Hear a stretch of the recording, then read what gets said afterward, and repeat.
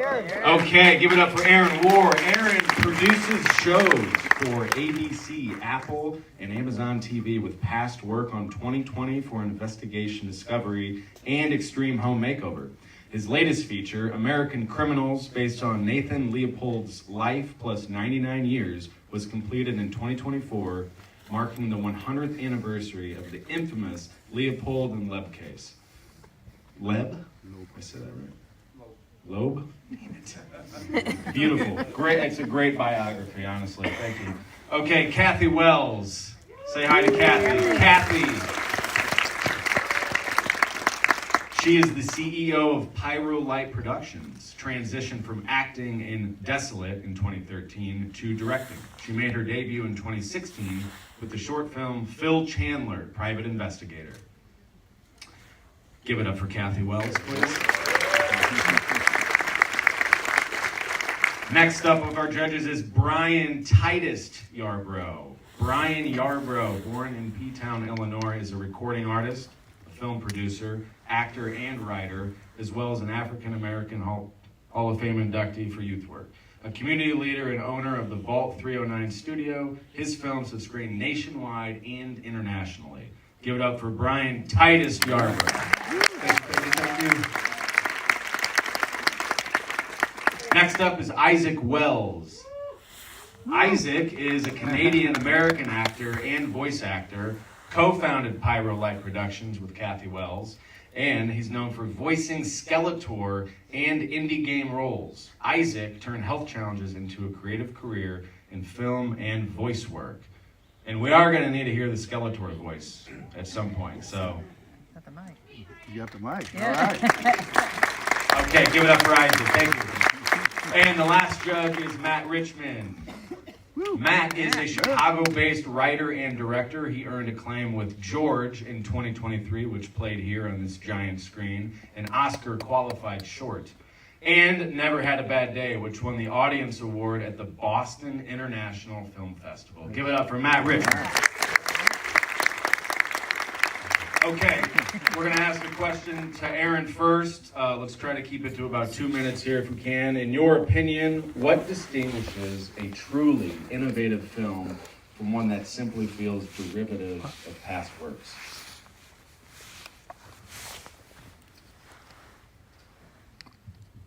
Okay. With a stumper to start. Okay. So something innovative would be something that is going to transcend your imagination, that's going to take you to the universe where when you get home, you're repeating certain lines from the movie, or you're acting out certain things that you remember, but it sticks with you. It really takes you to a different level of your creative spirit. You don't forget about it. But a derivative would be something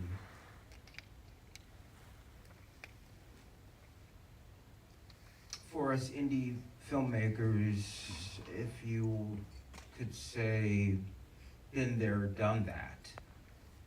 You would want to avoid putting your name on something without having elevated it to a better spot, making it more unique, putting a better spin on it, making it better, putting your name on it, but making it much better than what was done before you, and making it better than the original. Sure. And not being a copycat. Right. Very cool. Yeah, spot on. Very much. Can I say that that was a really hard question? You should see yours. Get ready. But you're not up yet, so sit on that, Matt. Next up is Kathy Wells. Kathy, I have a question for you. How do you balance creativity and technical execution when judging a film? Well, when judging a film, I watch it like 10 times without the sound, because technically, I need to know what it looks like without actually hearing it. Then for the creative part, I will rewatch it to get an understanding of the story and how it plays with the flow of how everything works through lighting, color, and actions of the actors. And I'm speaking completely from a technical standpoint as a director, because I'll rewatch a film with no sound just for the fun of it, because it creates a different story with no sound at all. So That's interesting. And you just kind of make up what you think's going on in your head, or? well, from the tone of the film, there's one specific film that I really like in this film festival, and I will say watching it without sound is completely different than watching it with sound.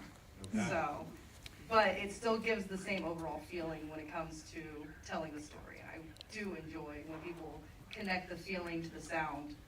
It just works so much better. Okay, real quickly, how do you suggest filmmakers in the room balance the creative aspects of filmmaking with the technical skills that are also necessary? It's about finding that balance. Well, personally, when I try to find the balance when working on a film or a project or a story, and I'm the one telling the story, I have to step out of the creative realm and think technically, how can I achieve this with what I have at this moment? Yeah. Because if I'm writing beyond my means, there's no sense in continuously writing unless it's a free form of writing and you're able to express yourself through that media. But strictly with film, you have to step out of that creative zone to keep your whole rounded. So you have to check yourself at Yeah. every point in the filmmaking process. Yeah, be when able I to go through balance. when I write and I go through my beats of a story, I have to make sure what I'm trying to achieve is achievable if I'm telling the story. Okay, very good. That's great insight. Hopefully you guys wrote that down. Next up, Matt Richmond. No, sorry. We're going to go with Brian first. I can go. Yeah, we'll go with Brian. As a judge, what do you hope to see in the future of filmmaking, both from emerging talents and veteran filmmakers?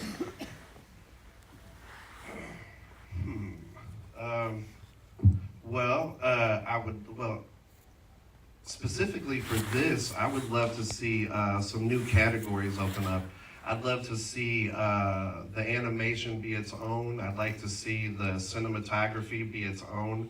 And then the movies that actually, have the acting in them that were, built off scripts be their own. I think that would be awesome, going forward in the competition. And then, let's see, say that again. Let's say that again. He said, okay, so yeah, well, let me just any specific themes or techniques you're. Well, that's a completely different question. Yeah, as I thought about it, I was like, that'd be really cool. And I'm sitting there thinking, I'm like, what even was the question? No, it's like the future of filmmaking. Brian, talk to me about the future of filmmaking here. What do you hope to see? Well, the future of filmmaking is honestly not the sound studios, the giant studios anymore. It's the kids with the cell phones right now. So you can pretty much, anything you can think of, you're able to do. So I think the future of filming is more of like what we've seen here with these phones. It's not the high dollar equipment that's really moving the needle right now. It's folks that are making like the content. So you always hear of content creators, but we're not really hearing about movie makers anymore. So I think it's shifting towards a more digital era, a more accessible era. So I like the direction of it because it gives people that have the creativity the ability to do that otherwise would be denied just because of a lack of funds or access to stuff. So I'm all for the direction. I love it. I'd love to see it implemented in like the school systems to start teaching kids about how to do podcasts and how to become filmmakers instead of, the class about, how to type or, how to do this or whatever. But I'd just love to see the progression. I love the way it's going. And I'd just like to see more of it, especially in this city. And I think this is a big key to starting that. So I just love everything about what I'm seeing as far as like the new filmmakers. Cool. Great answer. Thank you, Brian. I actually typed with 3 fingers. I type with 2 fingers and I cannot look at the screen. I look up and I'm like, damn, I misspelled everything. Oh, everything? Yes, sir. Yes, sir. I learned on the Sidekick flip phone. How many words a minute you going? A lot. All misspelled. A lot of words, it's all misspelled. Okay. Yeah, All a right, lot of Matt. words. You ready? Yeah. Okay. Yep. All right. What are some common mistakes that emerging filmmakers or novice filmmakers make, and how do you think they can improve their craft while still preserving their unique voice? Yeah, I think emerging is about making mistakes and about learning as you do. And I don't know what's common. Like, you learn as you go, you learn by doing, and the more you do it, the more you learn. And I think the idea of sort of scrutinizing what those mistakes are as you go is the important part. Just knowing that you're gonna make the mistakes, but give yourself time to analyze what you came up with, why it works, why it doesn't, and then do better the next time. It's repetition. Yeah. What do you say to, maybe there's a filmmaker in the audience right now who's working on something and they're really proud of it, but they're just not quite ready to show someone, they think there's too many flaws, and they may even like put it to the side and not touch it. Like, you gotta fail forward. That's what we talked about last night. So what would you say to them? Yeah, I mean, I think you gotta trust your gut. Maybe it's not ready for a festival, but maybe you learned a lot in that version of filmmaking that will inform the next film in an important way. So you don't have to show everything. You know, save that for when you really feel it's ready. That's great. Thank you. Matt Richmond, everyone. All right, last one here for Isaac Wells. Isaac, what do you think is the biggest challenge for local filmmakers, and how can festivals like this one help address those? Say it all in your Skeletor voice. Yes. Seriously. It's networking. Okay. That's a really easy answer. It's you gotta get out there, push yourself out there. You gotta sell yourself and your film. You know, it's really about filmmaking's being like a salesman. You know, you have to like, hey, I'm selling me, my vision, and what I want to do. You know, so I think that networking is like one of the biggest things that a lot of people, especially independent filmmakers, forget about in filmmaking, is that you have to make connections with other people. Yeah. And it's not the, crab in a bucket mentality. You don't pull each other down. You have to all come together and work on something that's big, because it's a group effort. So there's literally no other way to say that. It's a crab in the bucket. I've never heard that. That's great. I like that. Okay, well, I think we're going to jump into the films. I have one last plug. Guys, I can't thank you enough. Can we give the panel one more round of applause? Matt Richmond, I want to plug his film, George, that I mentioned in his bio. Incredible film. It plays here at the Peoria Riverfront Museum on the largest screen in the Film Society. Got a sore throat, man. The John Morris isn't working tonight. But anyway, it's playing here next week at the Peoria Riverfront Museum. Please come check it out. You will not be disappointed.